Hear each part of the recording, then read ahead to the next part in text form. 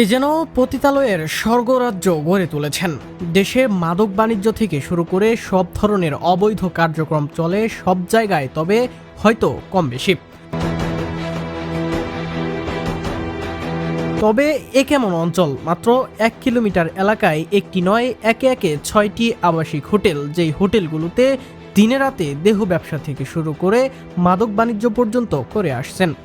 এই হোটেলগুলোর ভিতরের দৃশ্য তুলে ধরতে গেলে দেখা যায় অল্প বয়সের মেয়েদের দিয়ে জোরপূর্বকভাবে নামানো হচ্ছে অর্থনৈতিক কার্যক্রমে। একাধিক সূত্রে জানা যায় শুধু এখানেই নয়, এমনকি রাত হলেই জুয়া এবং নেশার আসর বসিয়ে দেন সরাসরি। জানা যায় কুমিল্লা সদর উপজেলার আমতলী এলাকা থেকে জাগজুলি বিশ্বরোড পর্যন্ত মোট 5টি হোটেল অবস্থান করছে এবং এই আমতলী এলাকা থেকে জাগরজুলি পর্যন্ত মাত্র 1.25 কিলোমিটার। তবে দুঃখের বিষয়, এই 1.25 কিলোমিটারের মধ্যেই একটি কলেজ, একটি হাই স্কুল, 2টি কেজি স্কুল, 2টি মাদ্রাসা, এমনকি আমতলী সাইটে 3টা নামিদামি স্কুল কলেজ প্রতিষ্ঠান রয়েছে। এখন প্রশ্ন হলো, এই 1.25 কিলোমিটারের মধ্যে মোট 11টি প্রতিষ্ঠান, যেই প্রতিষ্ঠানে আমার আপনার সন্তানেরা শিক্ষা গ্রহণ করে, তাহলে এখানে কিভাবে এতগুলো দেহ ব্যবসার প্রতিষ্ঠান এবং মাদক বাণিজ্য পরিচালনা করেন?